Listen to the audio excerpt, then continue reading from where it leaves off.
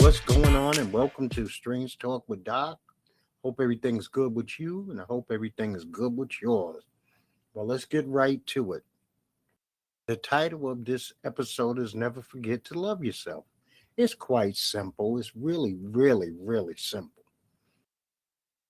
Rest when you can rest. Rest your mind, rest your body, rest your stress levels. Eat healthy. Go to the doctor when your appointments are set up. Don't skip appointments. Don't think that you just have immortal health and that everything is fine. Internally, we do not get to see what's going on with our bodies. We need blood work. We need urine. Sometimes we need x-rays. We need somebody to check. Trust a professional. If you have to shop around for a good doctor, do that. You don't have to go where your wife goes. You don't have to go where your best friend goes. Go where you're comfortable, where you feel like they take care of you, that they give you more attention than just being a billing subject, okay? Don't stress over everything.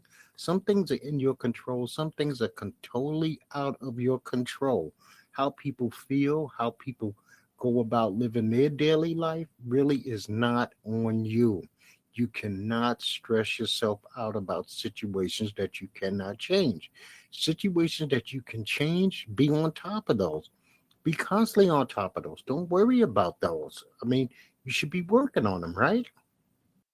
And if that doesn't work, pray if you're a spiritual person. But I always recommend that you meditate at least once or twice a day. It ain't got to be some Buddhist meditation. You don't have to have some guru or mentor. Nobody has to give you a mantra. You could just relax, breathe, focus, try to shut your brain down for 10 minutes twice a day will do a lot for you. Trust me when I tell you. If you're ill, take care of your illnesses. Don't ignore them. You can't wish them away. Once they're there, they're there. They're real. They're as real as if you pinch yourself and you feel the pain. So you have to be on top of taking your medications. You might need to exercise to work with that illness. You know what? I wish I would have heard this when I was a young man. Take only what you need. Never overindulge. That means don't overdrink, don't overdrug, don't oversex, don't overstress, don't overpound the pavement. Whatever you're doing to excess, rein it in. Have control over it. Don't let it have control over you. Listen to your body. When your body says it needs some time off, give it the time off. If something on your body is aching and it needs to be addressed, then address it. Like I said, speak to your doctors. And remember, tomorrow is not promised. You want to have many more tomorrows.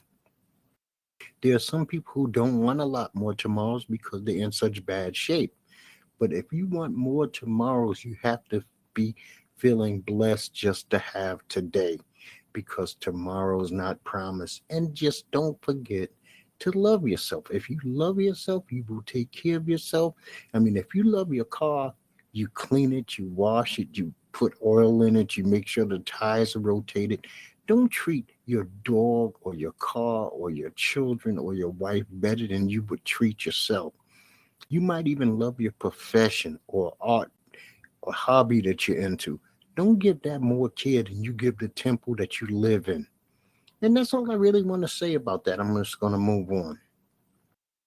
So there was this idiot in New York on a moped running around shooting his gun. He kills an 87-year-old man, Mahmoud Ali Saeed. He shoots three other people. So they arrest this dude. He's 25 years old. His name is Thomas Abreu, and he's from Brooklyn, New York. I don't know what the fuck was on Thomas's mind. I don't know what was in Thomas's spirit that he wanted to lash out at people who had done him no harm. It doesn't seem like these people had anything to do with him. If I'm wrong, if I'm found out to be wrong later on, I will apologize for this. But I don't see how this 87-year-old man and three other strangers really affected his life. Now he has a murder charge. He has attempt murder charges. He has a gun charge. And he's going to have to sit in a prison cell and waste away a lot of his youth on something that was totally avoidable. I mean, this is just fucking ridiculous as far as I'm concerned. This week, we lost a basketball Hall of Famer, an Olympic gold medalist at the age of 51. Nikki McCrae Penson has passed away.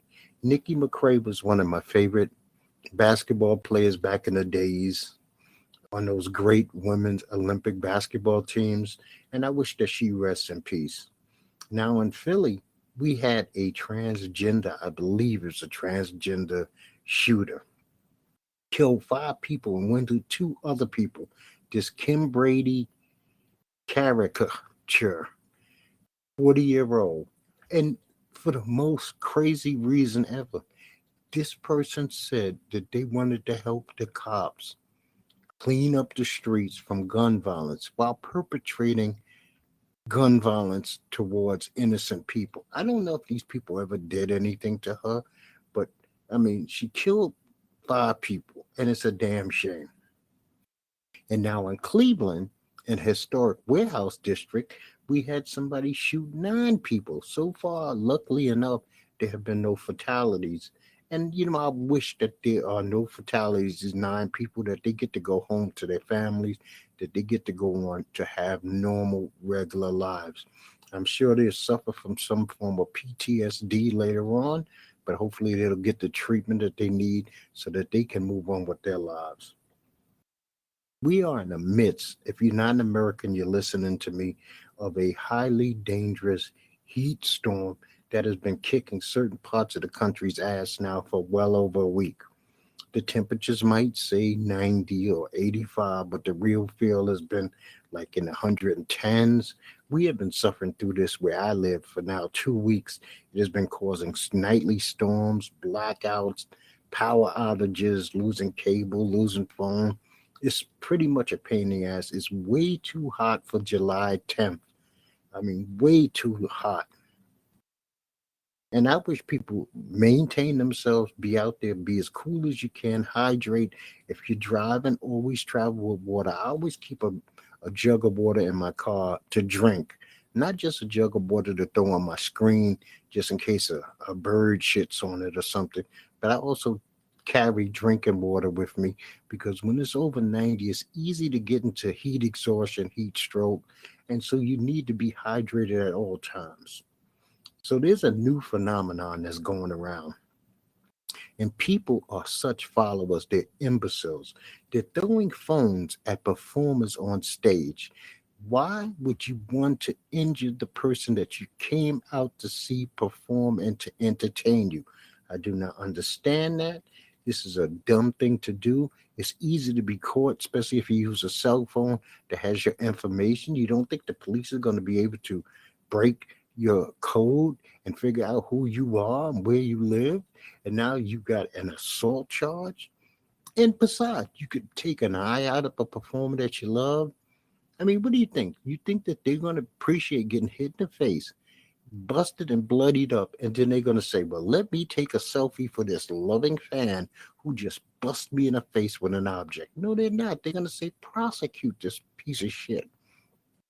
I like what Adele said. Adele said, if you're caught throwing something at me on stage, my security's going to bust your ass. And you know what? This is maybe the theory that they have to actually have. I mean, you don't want a combative performer with their audience. You want it to be love from the stage to love in the crowd, and from the crowd love back up to the stage. This should be a peaceful and beautiful experience for all.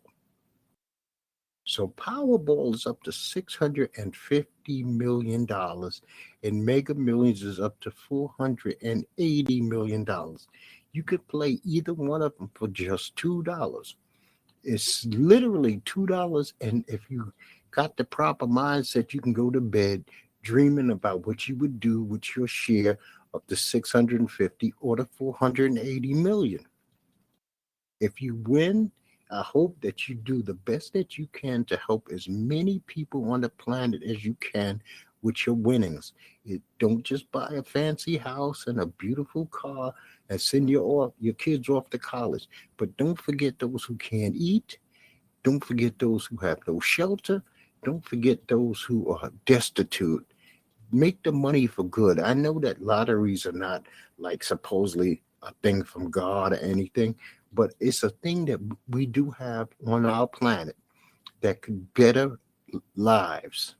And you can better a lot of lives if you are a person who now is in possession of 200 and some odd $1 million, which more than likely most people don't know how to handle that type of money on their own.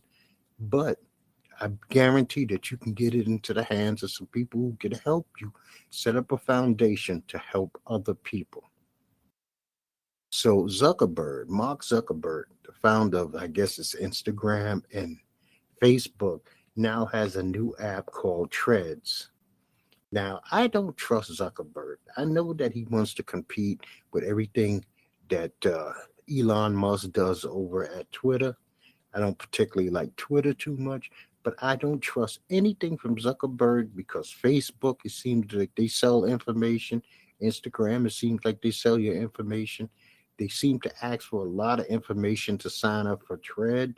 So unless this becomes the preeminent and dominating and the only app that does that kind of thing, I will not be getting this app. I will not be downloading this app.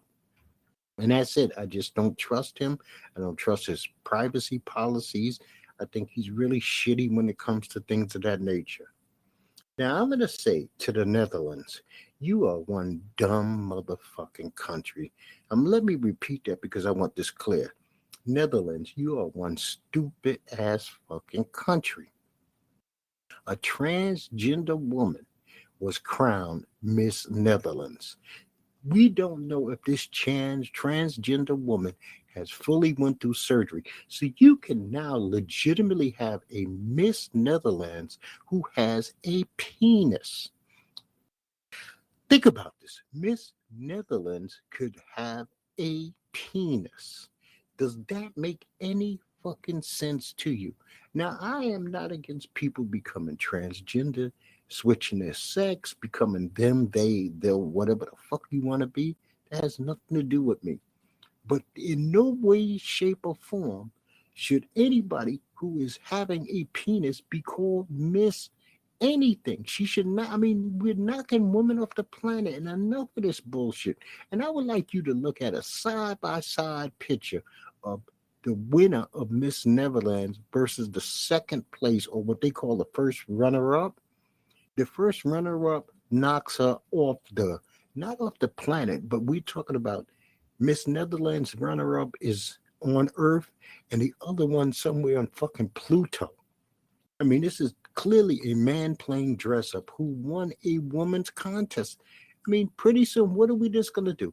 Say women aside, make up men, let these men do everything the women do, and eliminate the women. So now we could just put men in drag and have them in a WNBA.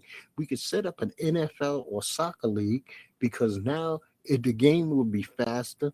We have women all over the place dunking. All you got to do is put on a fucking wig, get a weave, say that you consider yourself transgender, and you wiping women away. You know what? A lot of these people forget their mama was a woman.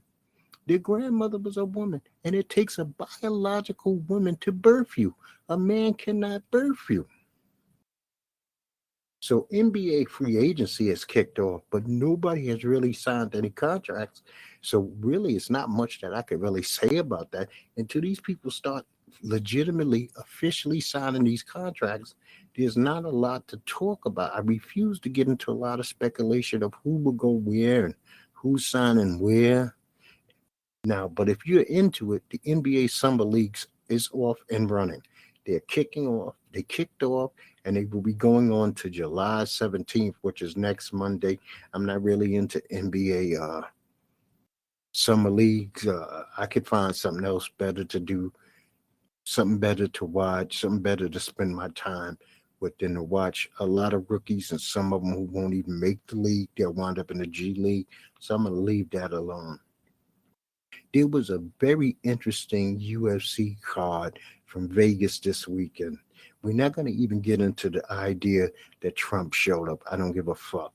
So what, Trump? We know that Trump and Dana are buddies, and I'm going to leave that alone. But what made this card spectacular, and it was a lot of very good things about this card. There was 4 sub-minute knockouts, meaning less than a minute to knock your opponent out. It was the first time on a single card in UFC history that you had fights end so abruptly. I mean, let me see. Let me go through some of the things that was on this card. Alonzo Menifee defeated Jimmy Crute via submission. I was kind of shocked that Alonzo would catch Crute in a guillotine choke in the second round. And Jimmy Crute got in his feelings. He was sitting there talking about he's retired, taking the gloves off me. His corner had to remind him, listen, dude, you're 27 years old.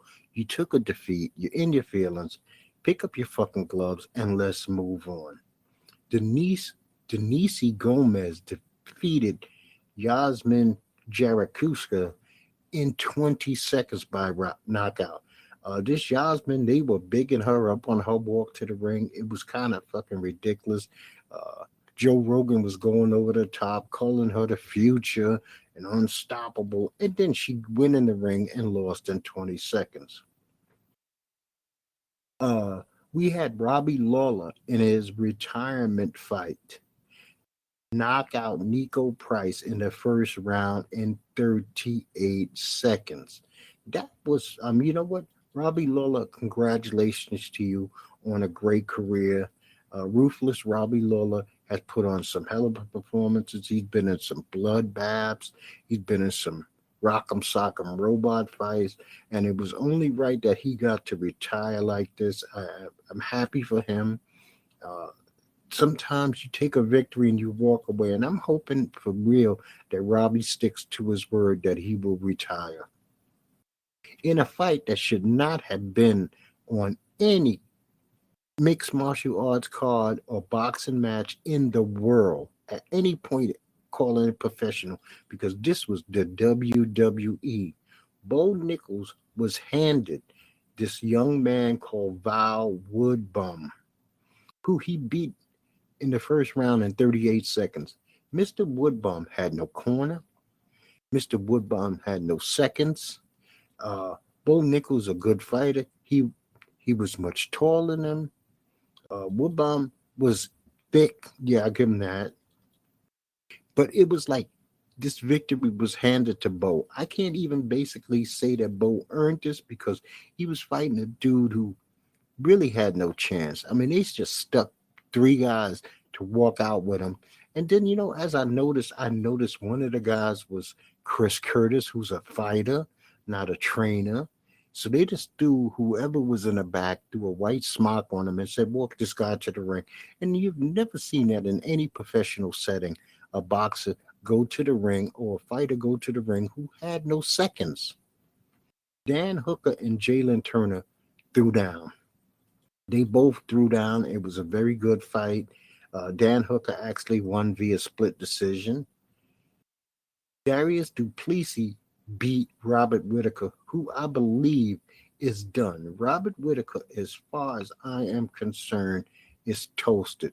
The way he ended this fight showed that his spirit for fighting is basically gone and out of him. It's time for him to think about retiring. But the big part of this fight was at the end of this fight, Duplessis and Alessandra, Izzy, had a little bit of a dust-off where Izzy called him the N-word repeatedly. Now, I know that there's some friction between Duplessis thinking that he's more African than a black African, which is motherfucking ridiculous. And so Izzy called him out on his DNA. And he was like, if you check your DNA, you know that you're not a true African. We know that he's a Dutchman who people moved to South Africa, took over, colonized the fucking place. And that's how that works. Because there are no true white South Africans or Africans to begin with. They're from there, but are they of African descent? No, they're not. It's an impossibility. And I stand on that. I don't care who you are and what you say. There's no such thing as a white African. not by genealogy, only by nationality. And that's a whole different one is not the same as the other. And that's just the facts of that. So I guess he was trying to bait Duplessis into literally saying the N word on national TV, and either he would have attacked him or he would have called them out on being, at his core, a racist. You know, for Dana to say that it's all right for Izzy to say whatever he wants because he's black, it's not. Do, do the nation's kids need to hear a man on TV calling somebody else a nigger in excess of 5, 6, 7 times? No, they do not.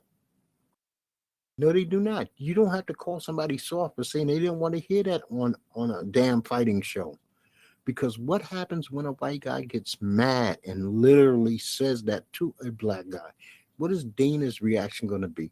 What would Dana's reaction be if Izzy, instead of calling Duplessis something, stood in the middle of the ring and pointed over to Donald Trump and said, "You know what, Donald, you could suck my ass," or "You lost, Donald," you know, anything like that?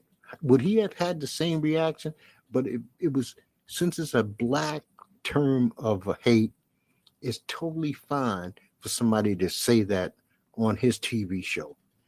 Could you call a Jew by their name? Could you call a Hispanic person by their derogatory name without there being any problem? Can you call an Irishman by their derogatory name and it not be an issue? I doubt it. Dana doesn't give a fuck because it's black. As far as he's concerned, if a black person's throwing a negative term towards, somebody, he could do it. You had Alexander Pantoja defeat Brandon Moreno. Naturally, every fight for Brandon Moreno is a bloodbath and a battle to hell. And this was no different. I mean, no different whatsoever. Brandon, I like him a lot, and I think he's a great fighter. It was not the greatest day for Mexico in the UFC. A lot of their fighters took L's, and we shall see moving forward what Brandon does. He's been in the title fights, seem like for the last 2 or 3 years, every one of his fights has been a title fight. Either he's winning it or he's losing it. But Alexander Pantoja is a hell of a fighter, and if he gets to hold the title for a while, they have somebody representing that weight class who's very good fighter. Alexander Volkanovski defeated Yari Rodriguez by TKO in the third round. Alexander Volkanovski is one of the best fighters we have ever seen come to the UFC. This dude is a beast. He was trying to become a double champion. That failed, but he gave that Magomedov hell in that fight. People thought he was going to be ran through. He was not run through. I don't see a lot of people at Alexander Volkanovski's weight beating him. Yari is a hell of a fighter. He was the interim champ fighting up against the former champ. So is Alexander's now the champ, undisputed champ. And I thought this was a very good international fight week, fight fest card. One year I would like to go to Vegas and actually experience fight week, get to meet some of the fighters, go to the conventions. But, this time of year, July, is very hot in Vegas. So I have to pick my poison. Do I really want to be in Vegas if it's summer and it's 115 degrees 4 days in a row? No, it's not something I really am looking forward to. So this weekend, we got on ESPN and ESPN Plus the UFC. The main card is going to be Holly Holmes is fighting Mara Buno. Terrence McKinney is fighting Azim Shalahav. This is not what you would call a huge name card, and a lot of these huge name cards don't always live up to the hype. Like I said, the last one did. Walt Harris is back. He's fighting Josh Parisian. You got Tyson Nam is fighting Azat Massam. Chelsea Chandler's fighting Norma Dumont. So there should be some good thunder and lightning on this card. It does not always have to be a huge name for a card to work out. And remember, people, anytime I say something to you, I'm saying something really to me to begin with. So never take it as I'm telling you what to do, because I'm not ever telling you what to do. I'm just speaking about a point and trying to bring it home. Never forget to love yourself, because nobody else's responsibility in this entire universe is it to love you. You might make reasons for your own mother to dislike you where she can't love you anymore, but you can always love you. Be able to look in that mirror and see a person in the other side of that mirror that you're not only proud of, that you respect, that you would want to, if they were a different person, you would want to be around. And I'm going to tell you, like I tell you each and every time, people, peace to you and peace to yours.